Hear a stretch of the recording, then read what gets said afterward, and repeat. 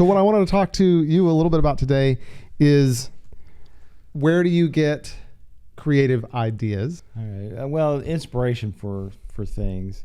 One of my favorite teacher in the first time I went to college, my advertising teacher, one of the things he said was, in order to drink from the reservoir, you had to fill the reservoir. And so as a creative, I think you constantly are in the process of filling that reservoir, and you're constantly in the process of draining that reservoir. So you're always looking at trends or things like that nature, and you're looking at things on the internet or things in real life as you're traveling. There isn't a time in my family, it drives them crazy when we're at a movie or something like that, and I'm like, oh, that was an interesting font choice, for the credits that are rolling by.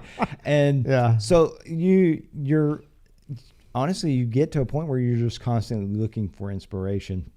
And that's one of the, especially in the creative dialogue right now that I'm hearing, is when you're always creating regardless of when you're thinking about it.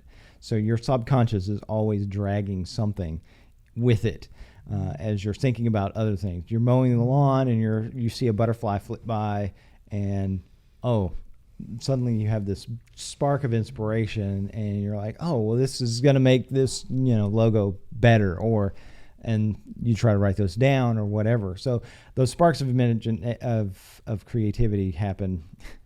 They happen at the worst times and at the best times, because you'll be in the shower where you don't have a notepad, where you can't draw or something like that, or you're driving and so you're yelling at your phone, "Hey Siri, do X, Y, and Z. Write a note."